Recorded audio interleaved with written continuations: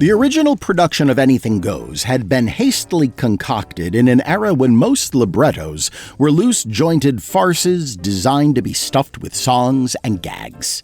The idea for a musical comedy set on board an ocean liner came from producer Vinton Friedley, who was living on a boat having left the U.S. to avoid his creditors.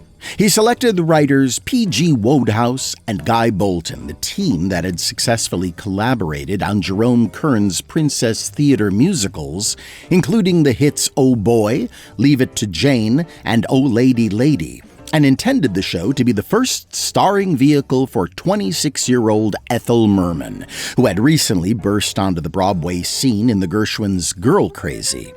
Work began in the summer of 1934, and the first draft of the show, called Crazy Week, and later Hard to Get, had a plot that involved a shipwreck, a bomb threat, and human trafficking on a desert island. Friedley disliked Wodehouse and Bolton's initial script and requested rewrites, having claimed publicly that the script was, quote, a hopeless mess, unquote. On September 8, 1934, 2 months before Anything Goes was to open, the ocean liner SS Morro Castle went down in flames off the New Jersey coast, killing 125 passengers. It was now imperative that Wodehouse and Bolton make changes. In the wake of the disaster, Vinton Friedley feared that the public wouldn't accept a shipwreck as a subject for musical comedy. But Wodehouse and Bolton were now in Europe, working on another show. So in desperation, Friedley called upon the director of Anything Goes, Howard Lindsay, to find a collaborator and rewrite the book. Lindsay was introduced by a mutual friend to Russell Krauss, then a Theatre Guild press agent, and they agreed to work together. In frantic haste, the new team devised a shipboard comedy peopled with a colorful cross-section of socialites, crooks, sailors, and stowaways sailing from New York to England aboard the fictitious SS American. Among the passengers are Reno Sweeney, a hot-blooded evangelist turned nightclub singer, her pal Billy Crocker, who stows away in disguise as a sailor to be close to his sweetheart, Hope Harcourt, and Moonface Martin, a small-time criminal disguised in priestly garb who has achieved the dubious rank of public enemy number 13. Mr. Lindsay and Mr. Krauss were so nervous about their work that on the night the out-of-town tryouts began in Boston, they stood in front of the Colonial Theatre and begged their friends not to go in. But as soon as Ethel Merman belted out, "I Get a Kick Out of You" in the first act, they knew they had a hit on their hands.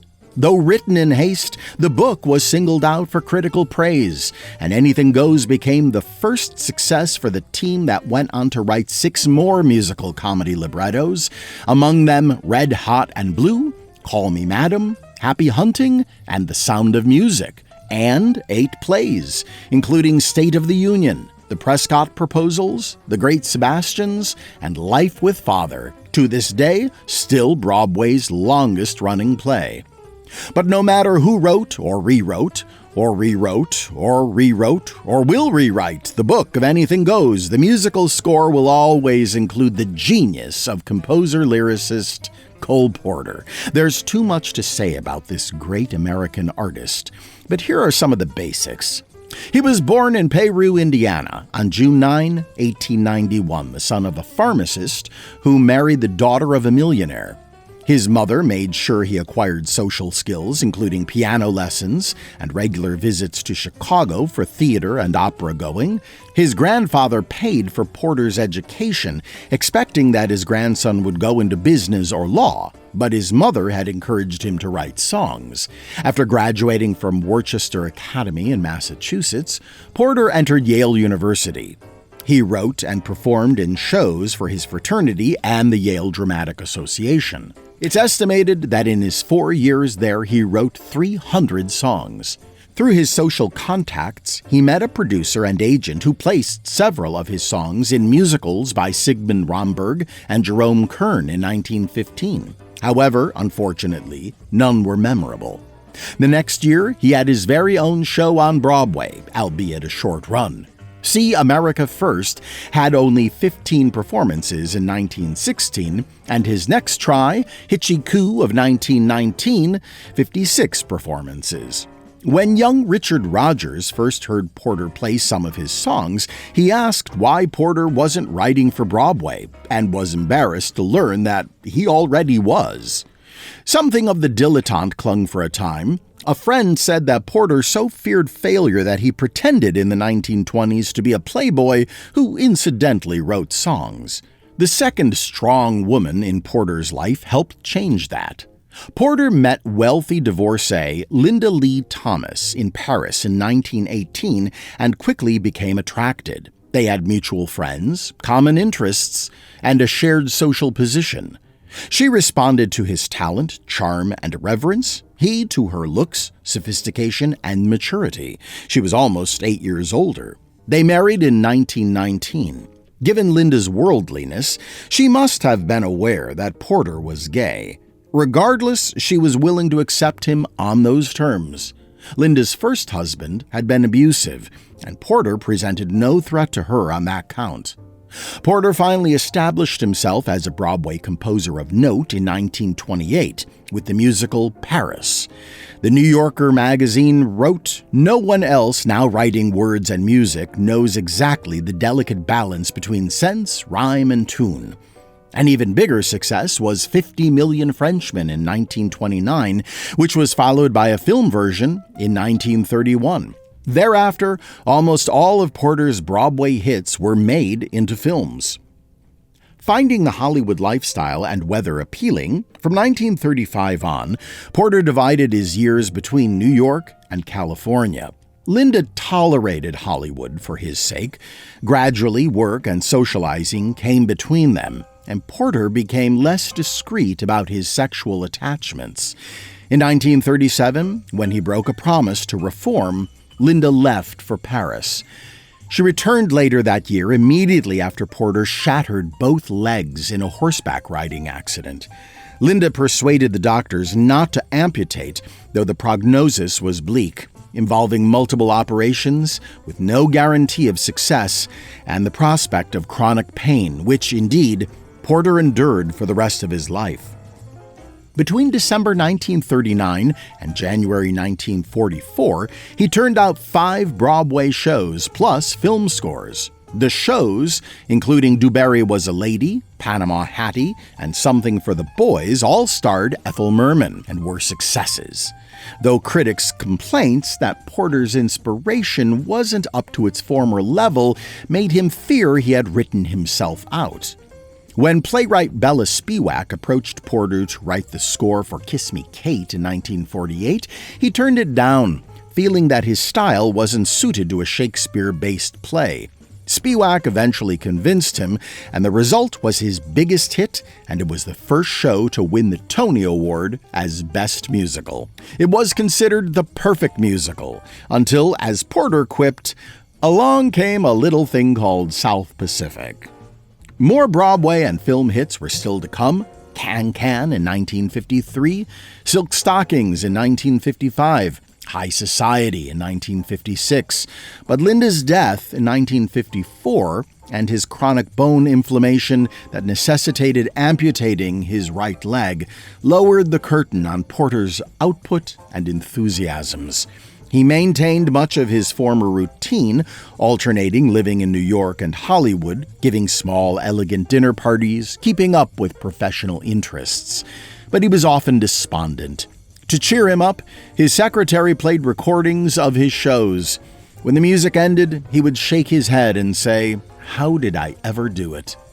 Partial answers include hard work, love of wordplay, willingness to revise, plus some special magic. Critic Walter Clemens wrote, "Porter created a world, and it was a sexy place to be invited." Billed as a hilarious musical comedy romp across the Atlantic, Anything Goes commenced out-of-town tryouts at the Colonial Theatre in Boston on November 5, 1934. In addition to Ethel Merman, the cast featured William Gaxton as Billy Crocker and Victor Moore as Moonface Martin, roles specifically written for their well-known talents. Also in the company was young Vivian Vance, who would go on to everlasting fame as Ethel Mertz in the role of Babe. Ethel Merman eventually earned the title of the undisputed First Lady of the musical comedy stage. But at this moment in her magnificent career, she was still building on her success in Girl Crazy, where she blew the roof off the Alvin Theatre with her rendition of I Got Rhythm, and her critically acclaimed features in the Broadway hits The George White Scandals and Take a Chance, all the while making her Hollywood feature film debut in We're Not Dressing, starring Bing Crosby and Burns and Allen, and Kid Millions, starring Eddie Cantor. Both films were made in 1934, the same busy year she starred in Anything Goes on Broadway. Actors William Gaxton and Victor Moore were an unofficial musical comedy team, having starred together in Broadway's Of Thee I Sing and its sequel, Let 'Em Eat Cake, as well as Leave It to Me, Louisiana Purchase, Hollywood Pinafore, and Nellie Bly, among others, as well as the film The Heat's On with Mae West. During its out-of-town previews, the Boston Globe exalted that Anything Goes tops the list in general excellence, in strength of cast, gaiety of comedy, merit of music, beauty of setting, and in about everything else that makes for real success in musical comedy. Though also noted that cuts were needed as the curtain didn't come down until 11:40 p.m. Just a few weeks later, Anything Goes opened on Broadway at the Alvin Theatre, now the Neil Simon. As noted in the New York Times a few days before, the musical had the second highest premiere fee of the season at $6.60 a ticket, approximately $140 today. Again, Anything Goes received rave reviews.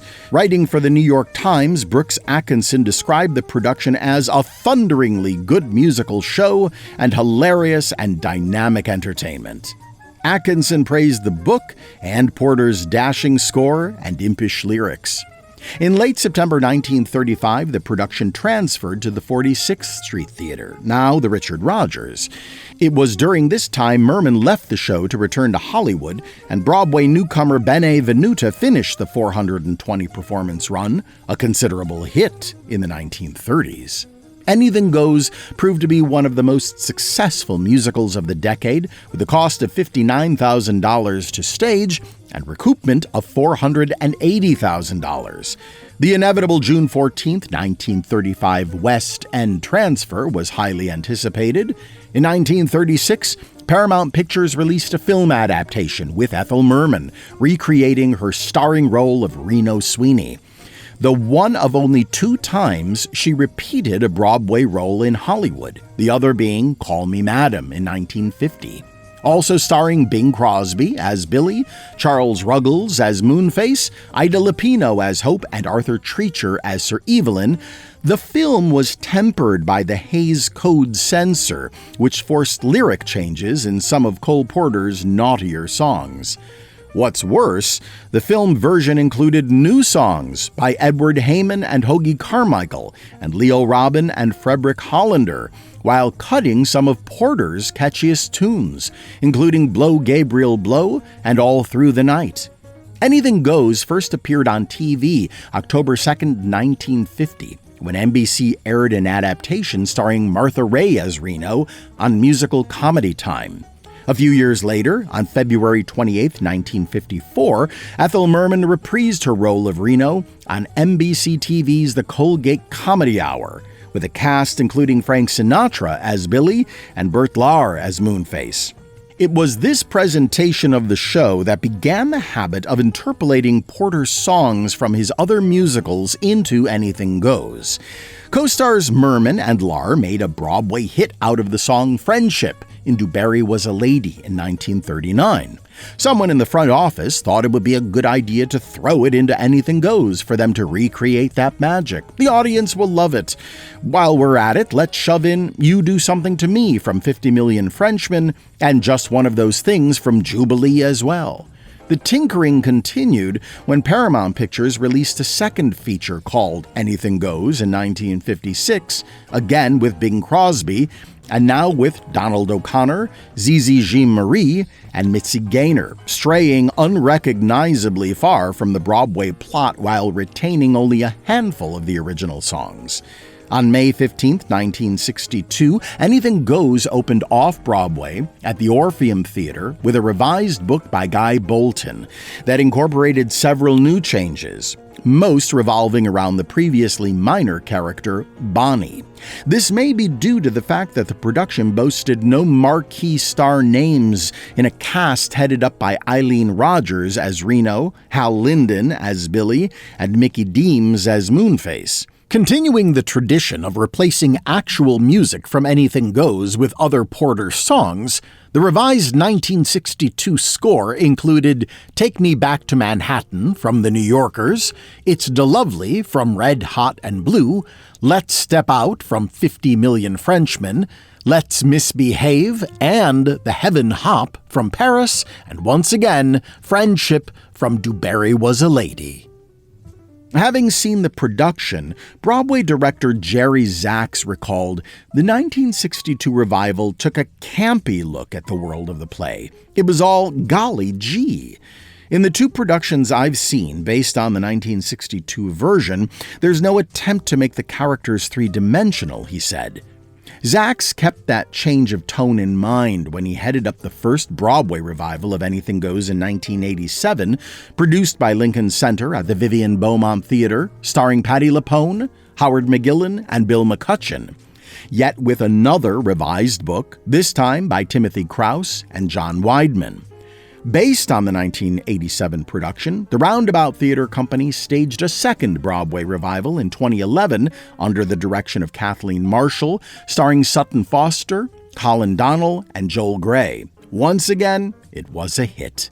Anything Goes was created 90 years ago, but the global climate it evokes so liltingly, a world that's, quote, gone mad today and goods bad today, unquote, sounds as familiar at this moment as it did in 1934, with today's criminals who become celebrities and even run for political office, Wall Street insider trading, and greedy evangelists, now on TV instead of in Chautauqua tents. While Anything Goes is far from social commentary, it captured the world as seen through the eyes and imagination of Cole Porter, and it's a cocktail mixture that could only be conceived by the genius composer-lyricist who was, quite simply, the top.